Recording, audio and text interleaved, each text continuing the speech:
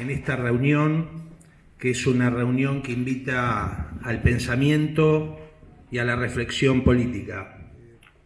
Estar en este lugar, que es la Biblioteca Juan Madero, y recién me decían que ese es el escritorio nada más ni nada menos que del expresidente fallecido Nicolás Avellaneda. Una figura de la Argentina laica, de la Argentina que construyó una patria en el desierto, como dice Alperín Dongui, que es un gran historiador. Desde la mazorca, desde las guerras civiles de la Argentina, de las luchas internas, donde cada ejército llevaba un equipo de degolladores para exterminar al enemigo en el campo de batalla, el que había perdido la batalla. Desde ese lugar la Argentina se construye a partir de esa gran generación de la que integró Avellaneda y de todo el proceso que nos lleva hasta la mitad del siglo pasado prácticamente siendo un gran país. Incluso hasta en los finales de los 60 la Argentina tenía un porcentaje de desocupación del 2%, 2,5%. Yo me recuerdo en el 68 en el Cordobazo, para poner un hito, los obreros desfilaban de overol blanco y los sindicatos reclamaban participación en las ganancias. No estaban reclamando paritarias, reclamaban participación en las ganancias. Ese era el mundo que tenía la Argentina. Y en ese mundo había un conjunto de sectores que estaban preparando la guerra civil.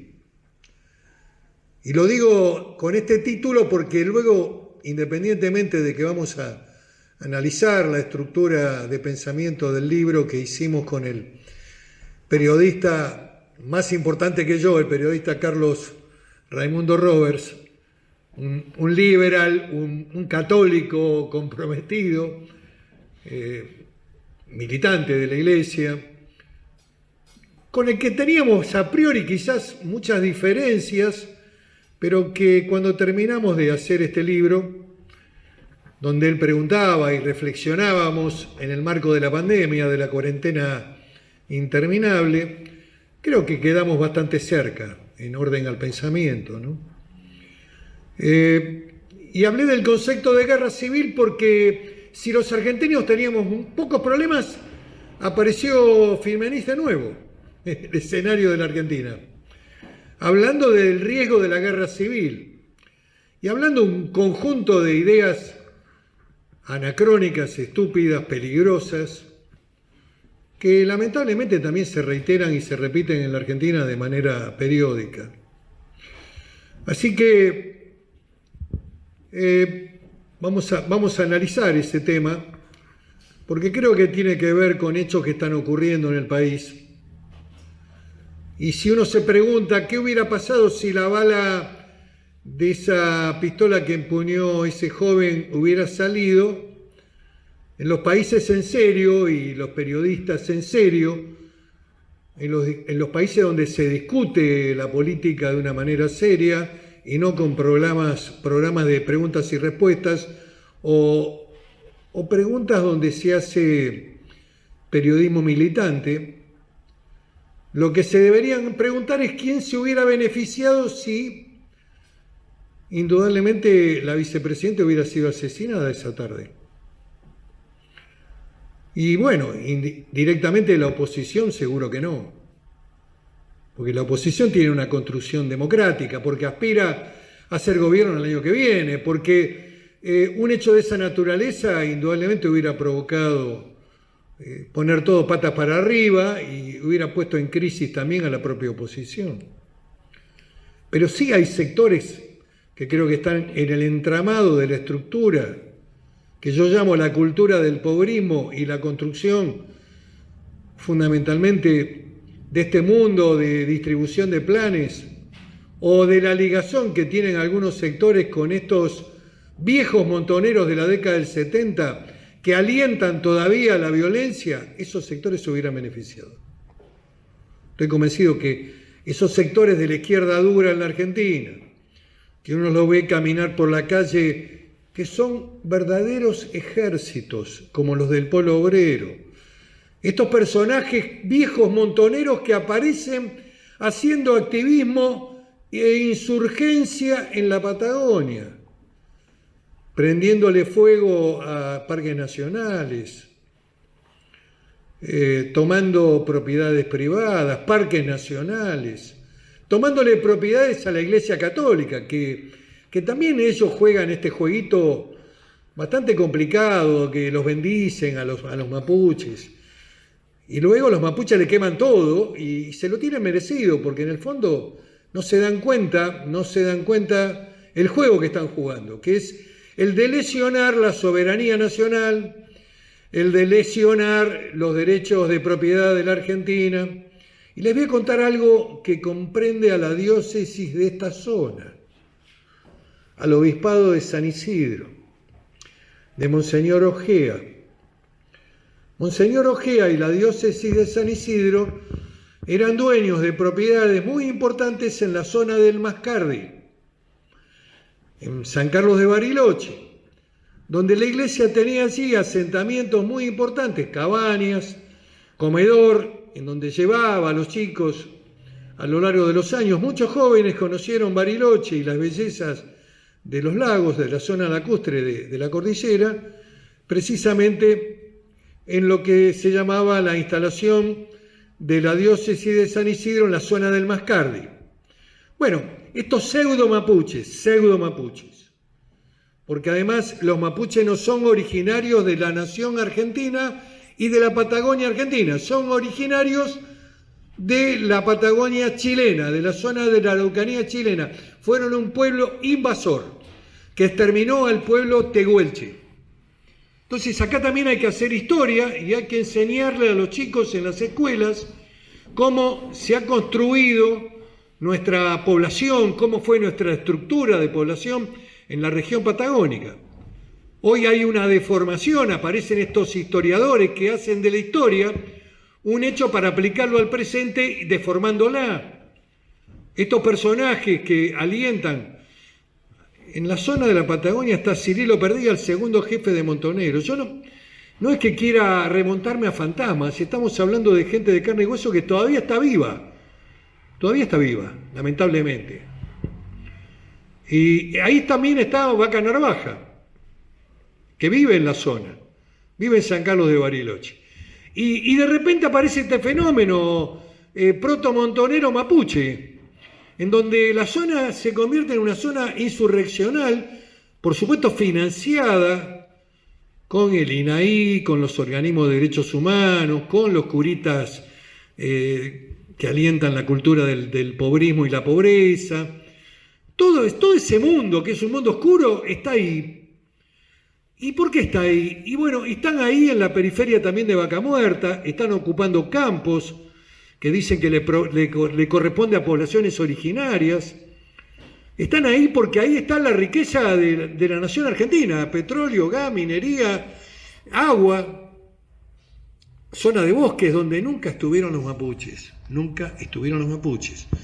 Los mapuches, cuando entraban a la región patagónica y la cruzaban lo que se llamaba la ruta de Calfulcura, la ruta del desierto, iban atravesando las salinas, se robaban el ganado en el sur de la provincia de Buenos Aires, sur de la provincia de Mendoza, sur de Neuquén, también ahí andaban en las estribaciones, y luego de hacer el malón en las poblaciones de la Argentina, cruzaban toda esa región y iban a la República de Chile.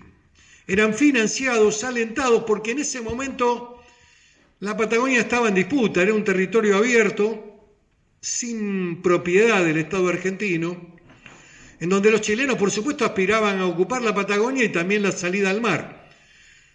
Hecho que no ocurrió porque hubo un gran argentino que se llamó Julio Argentino Roca, que hizo la ocupación definitiva del desierto. Había habido una primera ocupación que la hizo Juan Manuel de Rosas para consolidar fundamentalmente lo que era la pampa húmeda de la zona de la provincia de Buenos Aires. Luego eso no se consolidó del todo, la zanja de Alsina no fue un proyecto, era un proyecto defensivo, pero Roca ocupa la Patagonia en serio, llega incluso hasta las estribaciones de General Roca, de lo que hoy es la ciudad de General Roca, con el coronel Winter, y ocupa el territorio patagónico. Cuando termina la segunda presidencia de Roca, la bandera argentina flamea en todo el territorio del país con proyección a la Antártida. Y resuelve además el choque de civilizaciones, como lo resolvieron los americanos también con las tribus aborígenes americanas. El avance inevitable de la civilización frente a la barbarie, frente a lo que significaba la violencia interna de que las poblaciones argentinas estaban hackeadas permanentemente por el Malón. Y hay un detalle muy interesante: Calfulcura era un cacique que vivió muchos años y que tenía una gran preparación militar y que desplegaba, digamos, al Malón en 3 alas, el centro y 2 alas, izquierda y derecha, y que enfrentó al Ejército Nacional en muchas oportunidades con éxito, pero que tenía una clara gravitación en el eje de expansión geopolítica chilena. Digo esto porque es importante que analicemos esta cuestión. El problema cultural de la Argentina, que mencionó Diego al inicio, es uno de los problemas más graves que tenemos. La cultura del pobrismo es una de los flagelos más grandes, que tiene que ver también con una iglesia militante, clasista, que nos obliga a dar el debate. Yo creo que la palabra religiosa, la palabra espiritual, la palabra del Papa es muy valiosa en el plano espiritual. Casi diría, como es un dogma, no se discute ahí. Nadie puede discutir dogmáticamente con el Papa, es la voz más potente de la Iglesia Católica. Ahora, cuando la visión de la Iglesia se traslada a lo económico, a la política, a la visión de la sociedad que quieren construir, bueno, muy bien. Así que ustedes avanzan sobre cuestiones que tienen que ver con el Estado, con la economía, con dónde se para la Argentina, en qué mundo se para. Bueno, ahí vamos a discutir, de igual a igual vamos a discutir. Esta iglesia clasista que hizo la misa de Luján, con los curas protomontoneros que tenían la consigna del padre Mujica, con esa iglesia vamos a discutir. Porque esa iglesia es la iglesia de la teología de la liberación de los 70 y es la iglesia del pobrismo ahora.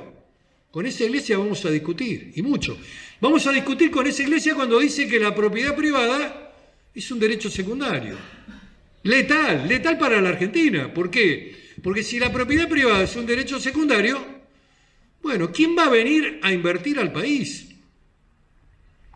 ¿Quién va a hacer inversiones importantes en la Argentina que requieren además de mucho capital? Como por ejemplo poner en marcha definitivamente Vaca Muerta y explotar las riquezas que tenemos en gas y petróleo, proyectándolas hasta el año 2040, porque el mundo en el 2040, tal vez en el 2050 con el gas, hasta ahí podemos estar hablando de hidrocarburos duros que se extraen del subsuelo. El mundo va a cambiar, se va a reconvertir, ya está el proceso de la reconversión automotriz, y lo que no saquemos en el corto plazo no lo vamos a poder sacar. Y las oportunidades que Argentina tiene en términos de la colocación tanto de gas como de petróleo en el mundo son realmente muy importantes. A través de este proceso que está ocurriendo en Europa, donde para el invierno va a faltar gas, en donde la guerra de Ucrania con Rusia por la invasión rusa determina indudablemente faltante en toda la Comunidad Europea. Y bueno, y hay un horizonte. Ahora, no hay un horizonte para una Argentina donde la propiedad es un derecho secundario, amigos. Donde nadie respeta nada, en donde se modifican los contratos, en donde las reglas no son previsibles, donde no existen reglas de mercado, en donde el valor del combustible o del gas está subsidiado y se olvidan los que conducen el país de que este es un commodity que tiene precios internacionales, que tanto el BTU de gas como el barril de petróleo valen lo mismo en el África subsahariana, en Europa, en Rusia o en Estados Unidos. Entonces acá inventamos el barril criollo, le ponemos subsidios, no le dejamos sacar a los inversores ganancias, todo al revés. Y lo único que hacemos es aumentar la cultura del pobrismo.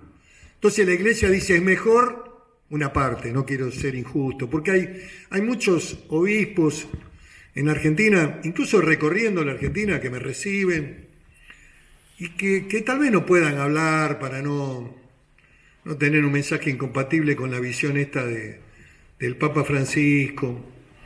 La Argentina no tiene suerte, no tiene suerte, es un país desafortunado. Ni siquiera cuando se elige un Papa argentino eso nos sirve para potenciar lo mejor. En general siempre hacemos lo peor. Entonces, bueno, no hay ni siquiera un mensaje para los argentinos de unificarse, de unidad, de paz, de conciliación. No existe. Hubo una llamada telefónica. Supuestamente una llamada telefónica. Nunca hubo un mensaje para la Argentina de unidad de los argentinos, nunca. Nunca vino a la Argentina, pero bueno, esto es lo que tenemos. No tenemos que estar llorando por lo que no tenemos, esto es lo que tenemos. Lo que digo es que tenemos que salir de estas trampas. Cuando algunos sectores clericales dicen, es mejor que la Argentina sea pobre, uniformemente pobre, muchos pobres, todos pobres. La renta argentina, que es la que plantea Firmenich en la carta, no. Todos van a tener una renta mínima. Este es el modelo, una democracia plebiscitaria, el modelo revolucionario permanente. Bueno, tenemos que salir de esa pavada. Tenemos que empezar a consolidar un mundo de ideas donde no es solamente una tarea de la política, sino también de los que articulan relaciones en la sociedad, del mundo de la cultura, de los actores, que son todos de izquierda, les gusta ser de izquierda, los muchachos, está bien. Piensan siempre en Cuba, siempre está Cuba presente en Argentina, siempre. O les gustan dictaduras oscuras que no le dan ninguna posibilidad a nadie, pues no tienen ni siquiera sistema de libertades, como la venezolana o la nicaragüense. Quieren lo que nunca aceptarían.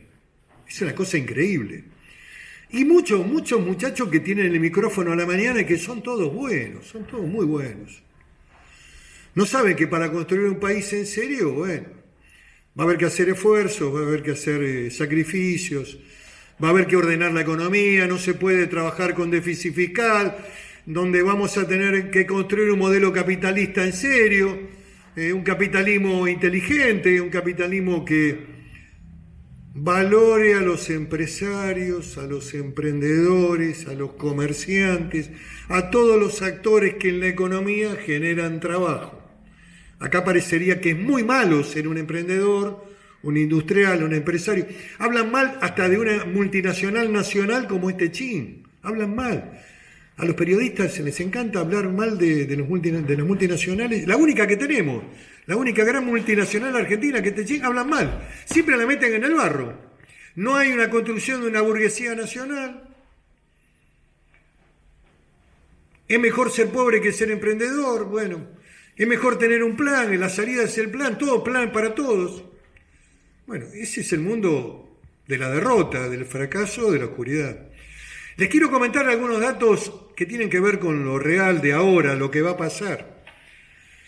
El presupuesto 2023, porque hay que leer el presupuesto, nadie lo lee. En Argentina esas son cosas que nadie analiza. Pero el presupuesto que viene, que se va a presentar al Congreso, para el año 23 plantea el aumento del programa que administra Emilio Pérsico, que sigue tratando a Firmenich como comandante. Emilio Pérsico, identificado claramente con la organización Montonero, que tiene puerta contigua con el presidente de la Nación. Tiene su oficina en la Casa Rosada y sigue tratando a Firmenich como comandante. Firmenich ingresa al país de manera bastante habitual, por vías informales o vías muy reservadas, pero ingresa a la Argentina. Y esta estructura que conduce Emilio Pérsico maneja miles de millones de pesos. Sería interesante que la Dirección de Migraciones, en fin, pero bueno, no le pidamos a estos organismos del gobierno que hagan algo que no van a hacer. Pero bueno, el movimiento que administra el señor Emilio Pérsico, referente del movimiento Evita, y actual secretario de Economía Social de Alberto Fernández, será todavía mayor porque dispondrá de una caja de 590.982 millones, un 160% más de los recursos que tenía en enero del 2022. Desarrollo Social dice que no aumentó. Bueno, a fuente del periodismo de Clarín confirma que evidentemente el aumento del programa es el 160%, maneja el plan Potenciar Trabajo, que se suma a otros planes, se suma a la UH, se suma a los 1000 días.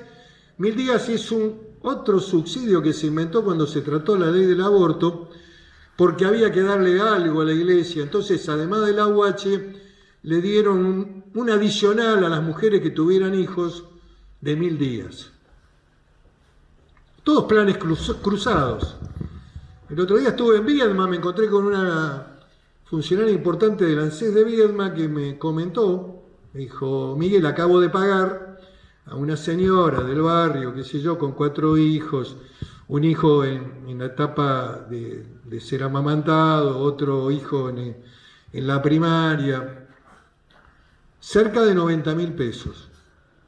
Los 1000 días, 90.000 pesos. Plan Potenciar Trabajo, 90.000 pesos. Un capitán del ejército cobra 120.000. Un subteniente no llega a los 90.000. Esto es lo que está pasando en la Argentina. Y esto es lo que sigue creciendo de manera imparable. Y por supuesto que no hay gente para trabajar en la cosecha, no hay gente para trabajar en las actividades que podemos desarrollar en la Argentina.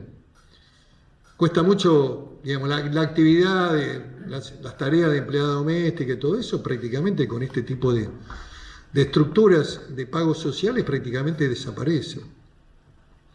O si los hacen en negro, en fin. Esto se traslada a todas las actividades. Esto es lo que yo llamo el mundo del pobrismo, que no es una calificación despectiva a los pobres, de ninguna manera.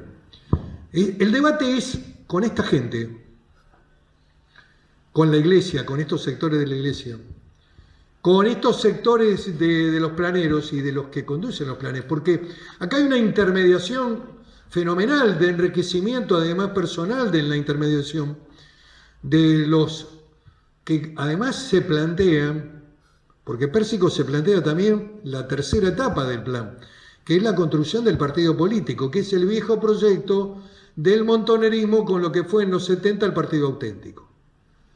Ustedes dirán, este tipo está viendo fantasías. Bueno, les pido que analicen un poquito más, un poquito por encima de la superficie de la información política. Hay que mirar un poco más allá del análisis muy elemental y rudimentario de los analistas políticos en Argentina. Algunos analizan la política desde lugares exóticos, otros hablan de la política o de la construcción de la política y del poder con el diario del lunes, como dijo alguien recién, como dijo Jorge, me parece, que lo mencionó. Me parece que hay que tener una mirada un poco más en profundidad de lo que está pasando en la Argentina.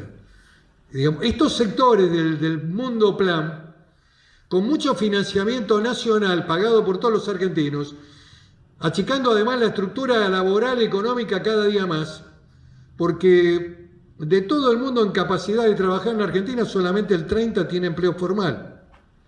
El resto no tiene empleo formal, el resto tiene empleo informal o es planero. Y bueno, ahora aspiran a hacer también una construcción política y ya están proyectándolo en la provincia de Buenos Aires, donde se ha radicado Emilio Pérsico y donde proyecta la candidatura de la mujer de él. Y también no descartemos la reaparición del partido montonero en la Argentina, porque si hay violencia en la Argentina, si se consolida un proceso de fragmentación y de quiebre en la Argentina, de violencia en la Argentina, que es un dato que puede ocurrir indudablemente. Los que van a aparecer son estos personajes, con, lógicamente, una estructura de financiamiento del propio Estado. El libro trata de eso, tal vez no en la proyección actual, no tenía contenido el ataque a la vicepresidenta, no estaba en el juego esta situación, ni estaba todavía desarrollado, estábamos en el medio de la cuarentena, de esa cuarentena única argentina, estúpida, del gobierno de los epidemiólogos, único en el mundo, que duró casi un año, donde destruyeron la economía argentina y donde los males que hoy tenemos en materia inflacionaria son producto de esos hechos, de la emisión desbordante de este presidente que hoy está haciendo una agenda en Estados Unidos que no sabe cuál es la agenda. Se fue a reunir con la presidenta del Fondo Monetario cuando ya se había reunido su ministro de Economía hace una semana. Ahí anda los abrazos, qué sé yo. Patético, todo patético. Es todo patético. Pero bueno, este es el país que tenemos. ¿Qué es lo que tendríamos que hacer para cambiar? Bueno, construir un mundo de ideas totalmente distinto a este que le acabo de transmitir, a esta visión del pasado. El otro día leí un documento de Francisco extraordinario. Habla de que el problema de la Argentina son los imperialismos. Les quiero decir que eso atrasa 50 años. Era el producto de la Guerra Fría, digamos, del imperialismo soviético y el imperialismo americano. Hoy el mundo está mucho más globalizado. La Argentina tiene producción global, tiene agroindustria, tiene un potencial en el petróleo, en el gas, tiene minería que no podemos hacer también por producto de las ideas estúpidas de muchos curitas que en los pueblos desalientan la minería. ¿Por qué? Porque contamina, porque engorda, porque es malo, porque no se puede generar trabajo si no ponemos en marcha el valor de la minería en la Argentina. Que tenemos oro, tenemos litio, tenemos cobre, tenemos plata, en cantidades realmente impresionantes. Hay una mina en Chubut, una provincia empobrecida, que paga con atraso a los docentes, como es la provincia de Chubut, que tiene petróleo además. Está la empresa de Bulgeroni, la empresa más importante junto con YPF en la Patagonia, y tiene una mina de plata de la más rica del mundo que se llama Navidad, en el medio de la meseta de Gastre, lugar que conozco, no en el mar ni en la meseta, en la meseta profunda. Ahí está la mina Navidad. No se puede hacer minería, le prendieron fuego a la casa de gobierno. El gobernador es un hombre limitado, debería haber terminado de prenderle fuego a la casa de gobierno, totalmente arrasada por el fuego, haber procesado todo lo que prendieron fuego, al cura del pueblo también que había hecho la marcha, y luego poner en marcha y promulgar la ley de explotación de la mina Navidad, que le daba un potencial extraordinario a la provincia del Chubut y a la Argentina. La Argentina ha retrocedido de manera extraordinaria con esta Constitución del 94, donde le cedieron los recursos del subsuelo a las provincias argentinas, en un falso federalismo, donde la política argentina, digamos, la política minera, la política petrolera, la política gasífera tiene que estar en manos del Estado Nacional, concepto de Estado-Nación. De ninguna manera en manos de un gobernador que a veces es feudal y que lo hace para hacer negocios, y por lo tanto cuando se está por vencer el contrato con alguna empresa petrolera, ahí nomás, antes de que venza, 10 años antes, renuevan el contrato por 30 años más porque están en el negocio.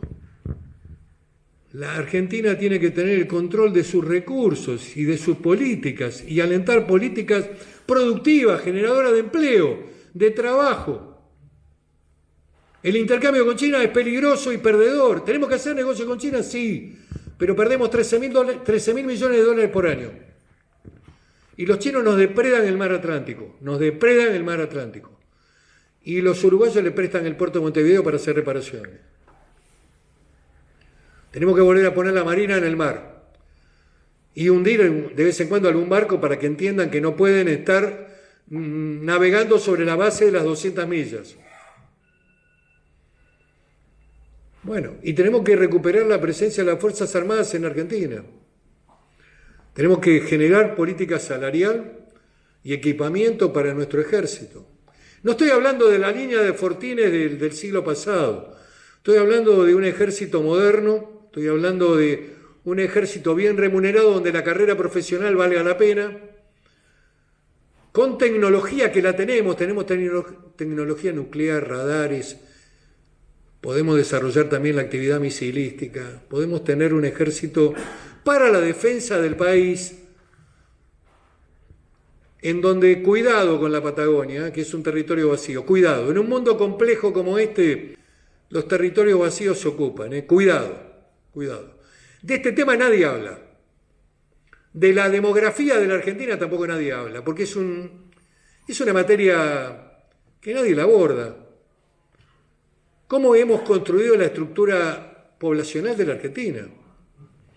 ¿Cuál fue la visión de hombres como Avellaneda, de una Argentina que era una potencia para el mundo, donde los abuelos nuestros venían a trabajar a la Argentina y tenían la opción de la Argentina o de Estados Unidos y elegían la Argentina? ¿Y cómo se construyó eso con el espíritu y el esfuerzo de los inmigrantes italianos, españoles, europeos que vinieron al país? Y que hicieron de la Argentina un gran país. Ahora tuvimos otra etapa que empieza en los 80, que es la Argentina latinoamericana, la Argentina patria grande, donde nuestro país se hace cargo de todo el ajuste social de los pobres de Latinoamérica. Extraordinario. Una cosa increíble. Casi diría un camino al suicidio de una manera increíble. Cuando termina el censo que no lo van a terminar nunca, porque todos los censos en Argentina nos hacen mal a propósito, para que no sepamos cosas que tendríamos que saber. Cuando termine este censo hecho por el hijo de Roberto Lavagna, que contribuyó con el éxito del kirchnerismo en la Argentina, porque fue parte funcional a la derrota de Juntos por el Cambio, ese 8%, más algunos otros votos perdidos en sectores liberales o en sectores que contribuyeron a que no tuviéramos balotaje en la Argentina. Bueno, en el censo no preguntaban si el padre en el conurbano bonaerense era argentino, hijo de argentinos, o era latinoamericano. Cuando hablo de latinoamericano hablo de bolivianos, paraguayos, peruanos y venezolanos, que también en la etapa de Macri hizo buenismo. Macri también hizo buenismo, ayer lo reconoció en el programa de televisión. Él hizo buenismo. Entraron más de 500.000 venezolanos en la Argentina. Bueno, algunos fueron al mundo del trabajo y demostraron que en Argentina había trabajo, de que no tenían que vivir de un plan, fueron a trabajar en la estructura de servicio, como muchos también colombianos. Pero ¿qué quiero decir con esto? Que la estructura social más pobre de los países vecinos se termina haciendo cargo de la Argentina. ¿A dónde? En el conurbano bonaerense, en la tercera sección electoral. Todos al conurbano. Ahí te espera el plan. Si no tenés un terreno lo podés tomar porque la propiedad privada es un derecho secundario. Va a venir alguien a ayudarte para levantar la casa. No tenés que laburar. Tenés muchos hijos porque vas a tener la guache. Este modelo es el modelo del conurbano bonaerense. Yo sé que lo que digo es medio duro. Sé que a algunos le puede caer mal. Pero esto es lo que le ha pasado a la Argentina. Una cabeza impresionante con un cuerpo raquítico, donde la Patagonia, que es el 55% del territorio nacional, no llega al 10% de la población. Y además tenemos el problema mapuche ahora, un invento nuevo, porque Chile está justificado que lo tenga, en donde son 15 millones de habitantes, los chilenos 1,5 millones son de origen mapuche. Y porque ahí fueron los originarios. Y lo tienen fundamentalmente en la zona de la Araucanía, que es chilena. Pero en la Argentina este problema no estaba. Este es un problema inventado, con financiamiento también nacional, con el INAI, con el INAE, con todos estos organismos que conduce Donda, que conducen todos estos, que hasta hace poco conducía también la que había sido senadora Odarda, que estaba al frente de la ocupación en la zona cordillerana. Bueno, ¿qué hacemos con el conurbano? Este es el problema.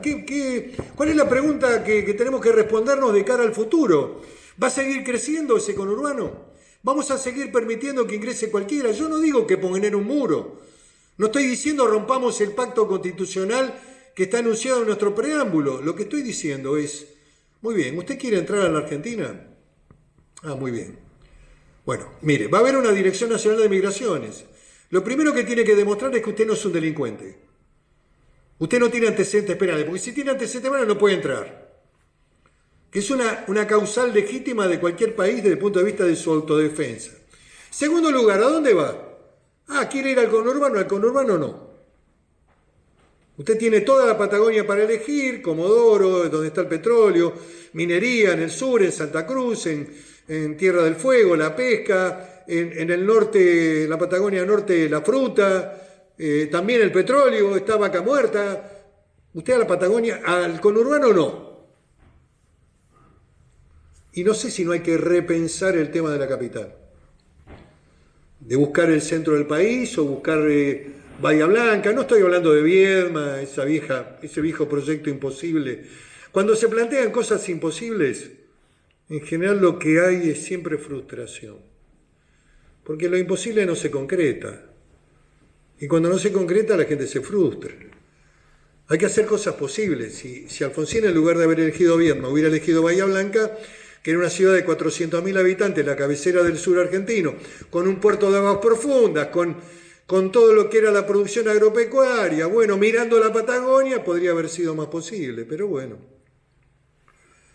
Y ojo, que yo soy de Viedma, tengo mi casa en Viedma todavía, mis hijos nacieron en la Patagonia, entonces bueno, y me gusta Viedma como ciudad, es muy linda, la cruza un río, la separa de Patagonia, casi una ciudad europea es Viedma. Pero no era un lugar para instalar la capital. La capital la ponemos en el centro o la ponemos mirando al sur.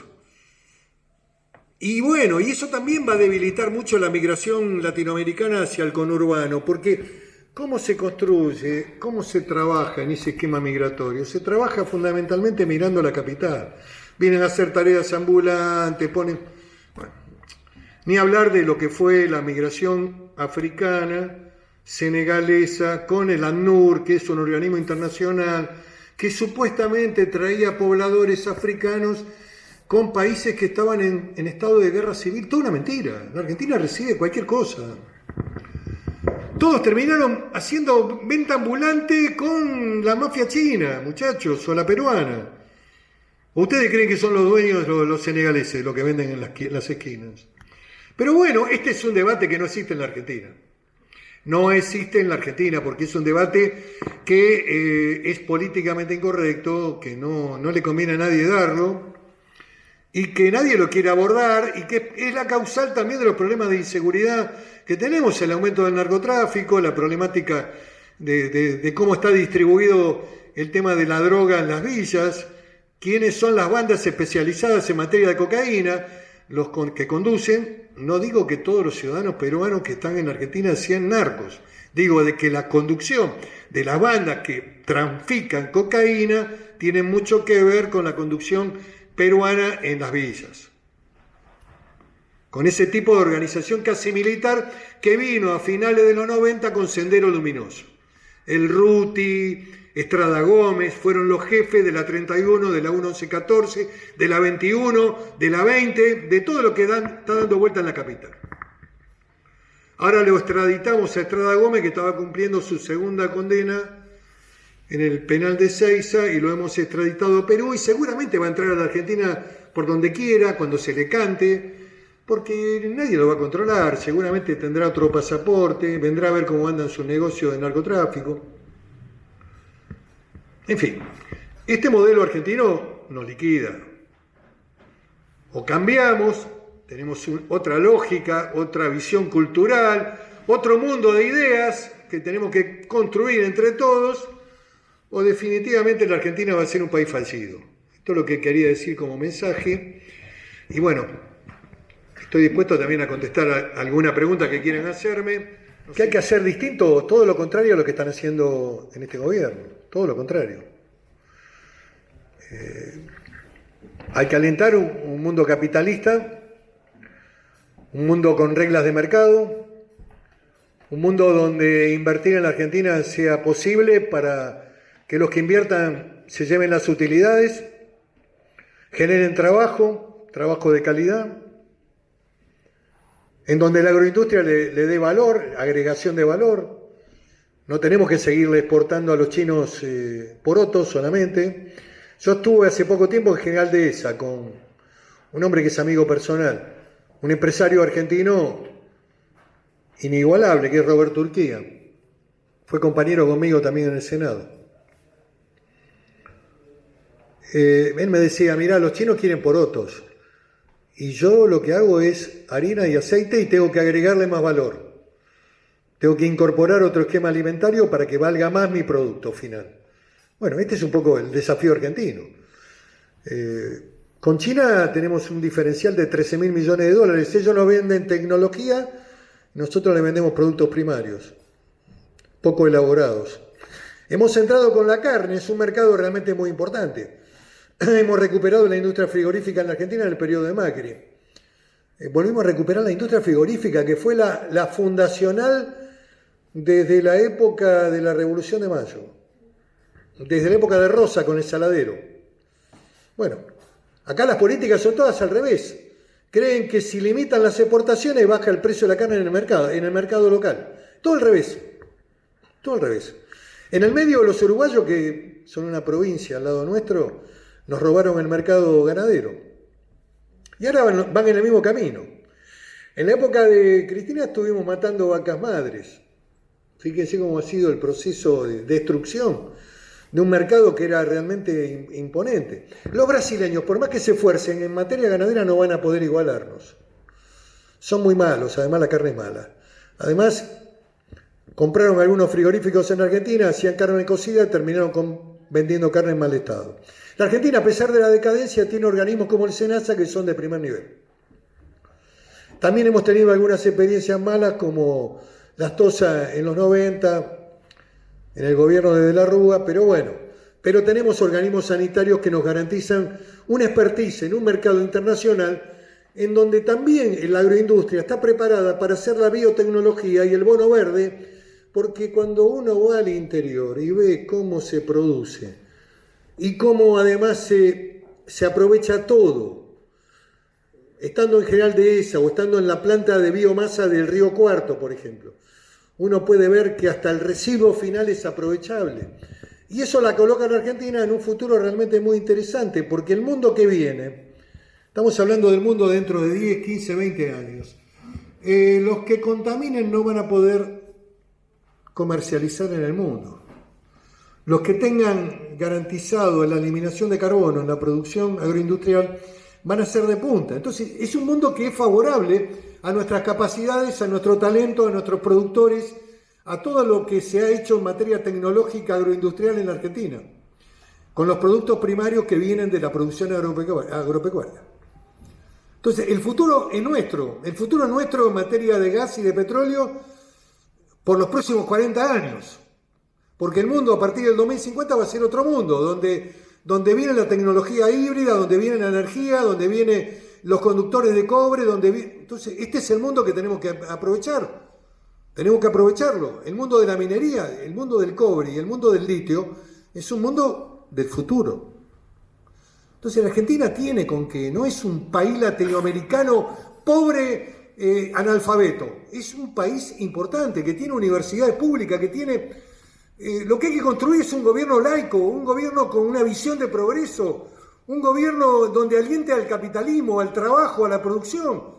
Entonces hay que hacer todo lo contrario a lo que hace esta gente, a esto que les acabo de leer, o a lo que dice el imbécil de Mario Firmenich en este documento de no sé cuántas páginas, que da asco leerlo, que habla de una democracia plebiscitaria revolucionaria. No terminan nunca estos personajes. El daño que hicieron irreparable ni siquiera lo asumen. Aparecen hablando y emitiendo documentos en la Argentina. Y los que se equivocaron en los 70 con la teología de la liberación se vuelven a equivocar ahora con la cultura del pobrismo. Otra vez de nuevo. Dan misa ahí, Padre Mujica, sí, sigan dando misa, muchachos. Pero el gobierno que viene tiene que ser un gobierno laico. Y tiene que consolidar un modelo capitalista. Este es el mundo que tenemos que hacer. Ahora, lógicamente, si hacemos todo lo contrario, tus hijos se van a ir, inevitablemente, y los hijos míos también se van a ir. Porque no es un país, va a ser un país, una republiqueta parecida a la nicaragüense o a la venezolana. Entonces, lo que está en juego es mucho. Ahora, Juntos por el Cambio tiene que hacer cosas. Tiene que construir un mensaje importante al país. No la nada mismo, el vacío de ideas, cómo hacemos el cordón cuneta, qué prolijo que soy, qué buen administrador soy. Eso solo no. Y después Mauricio Macri tiene que decidirse. Napoleón decía que lo más difícil para un hombre es decidirse. Para un general la decisión es fundamental. Tiene que decidirse. ¿Por qué? Porque los hechos son en aceleración en la Argentina. Está acelerándose la dinámica de la complejidad política. Entonces, si proyectamos que en agosto va a haber primarias, no va a haber primarias. No va a haber primarias porque el gobierno va a hacer todo lo posible para destruir al adversario y lógicamente le va a quitar el elemento democrático y vamos a tener que ver cómo resolvemos el tema de las candidaturas. Y ya está prácticamente el número, porque acaba de expresarse la señora del gobernador de Córdoba, la señora Elena Vigo, que ha dicho que las primarias son malas y que son costosas. Entonces no va a haber primaria, porque la importancia de su mensaje es mucho más importante con la posición que van a tener los 5 diputados de Schiaretti dentro de la Cámara de Diputados y no lo que vote ella en el Senado, porque el número del Senado ya lo tiene el oficialismo. Entonces, provincias como Neuquén, que la gobierna el MPN, o la provincia de Río Negro, que la gobierna un partido provincial, o la provincia de Misiones, que también está en manos de un partido provincial, eso van a poner los diputados para eliminar la primaria. Entonces vamos a tener que hacer un ejercicio de imaginación y un programa y un discurso para la sociedad, un mensaje que movilice, algo que genere esperanza, expectativa y que también tenga certidumbre. Y tenemos que también decir la verdad a la gente, no vamos a poder seguir gobernando con déficit fiscal. Es imposible, no, es como una familia, no podés gastar más de lo que ganás. La Argentina no puede seguir gobernando con déficit fiscal o con esta parafernalia de planes alegres donde un montón de vivos se llevan la plata. Los comandantes pérsicos se llevan la guita en la Argentina, viejo. Quizás para financiar algún proyecto de vuelta del montonerismo con Firmenich a la cabeza. Ustedes dirán, este tipo está loco. No estoy tan loco. Cuidado, que hay locuras y hay ideas locas funcionando en la Argentina. Esto es lo que me parece que hay que traducir. Están, el retorno de los brujos, están. Entonces, bueno, lo que creo que hay que construir es este mundo de ideas y nos tiene que ayudar la cultura, nos tienen que ayudar los periodistas, los medios de comunicación, los dueños de Clarín, del gran medio argentino, los de La Nación, los de los grandes medios, los que hablan todos los días en televisión, algunos que sustituyen a la propia política. Vamos a tener que hacer una lista con periodistas. No tengo nada con nadie. Lo que digo es que zapatero a tus zapatos. ¿Sé yo? Es más importante el pase que lo que pueda decir un político que está invitado. Muchachos, este es el mundo que estamos... Es más importante un programa de preguntas y respuestas o un programa de concurso de cantantes en esta Argentina. Tenemos que recuperar valores culturales. La universidad está en manos de la izquierda, permanente. Y salen profesionales con una visión de izquierda, protocubana. Tal vez exagero, sí, exagero. Exagero un poco, exagero. Pero cuidado que no le ando tan lejos, No le estoy tan lejos. Entonces, bueno, lo que hay que hacer es todo lo contrario. Y lo que hablé, que tengo una mirada benevolente con los presidentes argentinos. Yo digo que De la Rúa estaba preparado. De la Rúa a los 36 años fue senador ganándole al peronismo.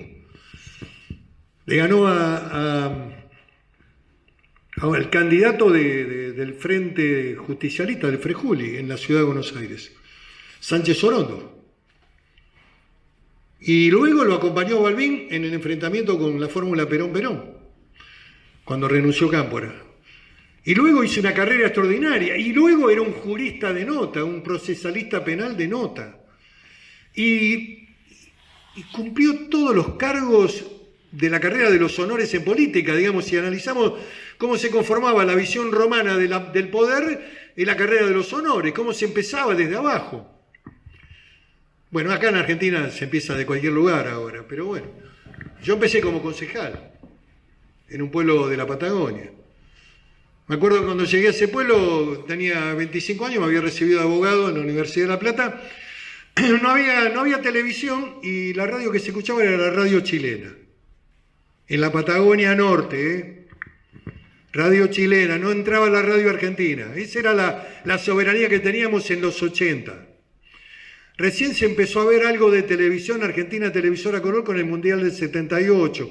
79-80 se veía mal, borroso. Recién a partir de los 90 empezaron a entrar los canales de aire con reproducción de antenas que se colocaban en los pueblos. Esa es la historia, ¿eh? Lógicamente, De la Rúa estaba preparado para gobernar la Argentina, pero gobernar la Argentina es difícil. Y a veces el más preparado no está a la altura de las circunstancias. El problema argentino es un problema grave con la emocionalidad, muy grave. Muy grave. Cuando empiezan a gritar al estilo futbolero, Argentina, Argentina, estamos próximos a cometer las peores estupideces. Para gobernar Argentina hay que tener bajo nivel de emocionalidad, un corazón muy frío, y tomar las decisiones que haya que tomar para producir un cambio de estructura, de pensamiento, de expectativa. Yo creo que es posible, pero bueno, hay que intentarlo. Sé que es difícil. Yo vengo recorriendo la Argentina, vengo recorriendo el país. Por supuesto que tengo que luchar también con la indiferencia de los encuestadores que hacen encuestas para lo que le pagan, con los medios grandes nacionales que juegan su jueguito. La fórmula Fernández Fernández tuvo el apoyo de grandes medios en la Argentina. A la señora vicepresidenta la ignoraron. Para un gran medio argentino creían que venía Alberto Fernández el moderado, que era amigo. Yo lo vi en el Malva, en el debate de presidente lo vi en el Malva. Héctor de aquí, Héctor de allá. Creían que venía Alberto el moderado y ella iba a quedarse cosiendo para la nietita las batitas, qué sé yo. ¿Qué mundo imaginario construyeron? ¿Qué fantasía y qué tontería construyeron? En realidad vinieron peor que antes.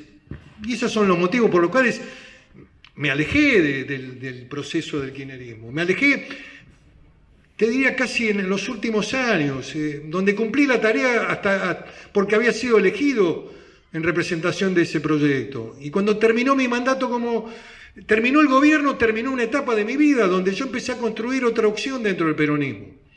Una visión más republicana, que era alternativa federal, con Schiaretti, con todo. Y luego la historia no estuvo al lado de esos hombres. No estuvieron en capacidad para construir un liderazgo alternativo. Se quedaron en Córdoba, hicieron cordobesismo, qué sé yo, ahora quieren volver, no, es tarde. La historia, el pasamano de la historia, una sola vez pasa, el colectivo pasa. Te agarrás del pasamano, la suerte te acompaña, o la historia se fue. Entonces, bueno, en ese momento había grandes posibilidades para hacer un cambio en el peronismo importante. Acá está Elio Rebot, que fue secretario durante toda la etapa del Senado. Y en el Senado yo trabajé para la gobernabilidad de la Argentina. Y además también creo que haber conocido el mundo, haber viajado, haber estado incluso al lado de estadistas, tuve la suerte de concurrir a eventos internacionales, de conocer figuras importantes de la política mundial, de escucharlos incluso en Naciones Unidas o en foros internacionales. Bueno, un hombre no es una estructura que está hecha en la piedra, digamos, hay una evolución. Yo tengo un origen en el peronismo, yo no voy a renegar de lo que pienso, de una visión social. Ahora, el mundo que camina El mundo que va para adelante es el mundo del capitalismo, el mundo de Occidente. Estamos haciendo un trabajo con las fundaciones, ¿no? En Juntos por el Cambio, que además reivindico la pertenencia. Yo no soy un papel en el viento, estoy en Juntos por el Cambio. Hay que tratar de construir lo mejor que se pueda para volver a gobernar la Argentina. Pero estamos debatiendo con las fundaciones. Mi fundación se llama Encuentro, ¿no? Como mi partido. Tengo un partido nacional. No es fácil construir un partido, es fácil comprarlo o alquilarlo. Construirlo es una tarea compleja. Lo logré hacer en estos 2 años y medio. Está reconocido en la justicia. Si mañana todo vuela por el aire, las coaliciones se caen, yo me puedo presentar como candidato a presidente con ese partido. Lo tengo en 14 distritos. Yo voy a hacer un aporte para que Juntos por el Cambio siga junto y se consolide. Ahora también voy a discutir ideas. Dentro de la discusión con las fundaciones estábamos discutiendo el tema de la política exterior. Bueno, la primera pregunta que uno se hace es, ¿en qué lugar tiene que ubicarse la Argentina? ¿Cuál debería ser la política exterior de la Argentina? ¿Con quién? ¿Quiénes son nuestros aliados naturales? Bueno, la respuesta surge rápidamente. Argentina es Occidente. Las relaciones tienen que ser en el Mercosur con Brasil, con nuestros países vecinos, con Estados Unidos, con Canadá, con Europa. Argentina, Occidente. Después tenemos que tener relaciones comerciales, sí, con China, con la India, con el sudeste asiático, con el África, con los que nos quieran comprar. Relaciones pragmáticas comerciales. Ahora, primera definición, Occidente. No, acá aparece el debate, entonces los que quieren eludir esta definición que es categórica, te hablan del multilateralismo, una palabra nueva para eludir responsabilidades y para mañana mezclarse con los rusos y amparar la invasión o para hacer política pro-China, cuando vos tenés que tener relaciones comerciales con China, no hacer política pro-China. Argentina, Occidente. Bueno, este es el debate de las ideas. Es un debate importante que hay que saldar adentro de Juntos por el Cambio. Porque hay algunos que, como dijo Macri, hacen buenismo. Entonces, cuando llegaron al poder, ¿qué hicieron? Además, también había almas culposas ahí. Había algunos que no estaban dispuestos a hacer los cambios y entonces repartían más planes que el kirchnerismo. Repartieron. El domingo iban a la villa, salvaban su alma, habían hecho mucha plata, eran dueños de fondos de inversión, de sistema de control del mercado farmacéutico, pero tenían culpa, los pibes tenían culpa. ¿Qué vas a hacer? Cuando vos tenés culpa, no gobernés, pibe. Andá a pasear el perro, andá el domingo a la iglesia, rezá mucho y salvá tu culpa, pero no gobernés. Sí, o andá a hacer terapia, qué sé yo. Es más laico eso, andá y hacé terapia. Resolvé tu culpa cristiana, qué sé yo. El problema es que nosotros no bajamos del Mayflower. Digamos, ellos no tenían culpa y sabían que había que hacer plata. Y no tienen problema, los americanos no tienen problema. Eran puritanos protestantes, se bajaron del barco y fueron a hacer la América. No sé, nosotros tenemos toda esta culpa cristiana, la culpa, el elogio de la culpa, no mata, no liquida. Es una tarea que no es individual únicamente, es una tarea de cambio cultural, del conjunto de la sociedad, de los principales actores, de los que tienen acceso a la comunicación, de entender cómo es el mundo, cómo funciona el mundo. Este es el problema argentino. El problema argentino es que no se comprende cómo funciona el mundo, cómo funcionan los países que crecen. Y esto es lo que me parece que se requiere. Por supuesto que después también, lógicamente, los que gobiernan tienen mayor responsabilidad de emprender el camino correcto, de llevar a la Argentina por una senda que es esta, la del crecimiento, la del desarrollo. Hay algunas reacciones interesantes, qué sé yo, hay algunos gobernadores que no son feudales. El otro día estuve con el gobernador de Corrientes, un tipo joven, Valdés. Me encontré con un tipo que piensa, entonces alienta las inversiones en la provincia de Corrientes. ¿Y qué hace? Hace un pacto con el inversor. Por 10 años no le cobra impuestos provinciales, ni ingresos brutos, ni municipales. Lo obliga al municipio a firmar el acuerdo también a aquel que viene a invertir. 10 años sin impuestos provinciales ni municipales. ¿Por qué? Porque le interesa radicar empresas en la provincia. Del otro lado está Misiones, que tiene aduanas interiores, donde vos pasás por Misiones y te cobran un sistema de aduanas. Se olvidaron de la Constitución del 53 y de que en la Argentina no existen más las aduanas interiores. Todo un sistema de proteccionismo donde Misiones va a la pobreza y Corrientes va al crecimiento y al desarrollo. Y esto ocurre en este país. Entonces, no está perdido todo. Lo que digo es que hay que construir un mundo de ideas potente, digamos, donde hacer capitalismo es bueno, no es malo, donde no hay que confundir a la sociedad. Esto también hay que explicarlo en la escuela. No hay que confundir a los chicos con que los mapuches son originarios porque son de la originario de Chile. Un gran historiador argentino, Rodolfo Casamiquela, que estudió la lengua tehuelche, reivindica a los tehuelches como el pueblo originario patagónico argentino y dijo que nunca le reconoció en ningún foro internacional origen argentino a los mapuches. Entonces esto hay que enseñarlo en la escuela primaria. No tenemos que tener, digamos, esta visión estúpida de encontrarnos ahora con un problema que no lo tuvimos desde la construcción de la Argentina, desde la propia constitución del Estado Nacional. Nunca estuvo este problema. Ahora de repente nos aparece este problema. Esto forma parte de la agenda de la izquierda europea. Pueblos originarios, género, diferentes, todas las políticas de minoría, medio ambiente extremo, porque yo no digo que no hay que cuidar el medio ambiente extremo. Esta es la agenda de la izquierda después de la caída del muro, y especialmente acompañada de un sector de la Iglesia Católica, especialmente en Latinoamérica. Entonces es un combo muy complejo donde se junta la visión vaticanista de la izquierda y de la izquierda soviética, que se cayó el muro, pero que construyó una agenda para penetrar en los países subdesarrollados. Entonces, bueno, tenemos que ser inteligentes, no comprarnos esta agenda, no comprarla, de ninguna manera comprarla.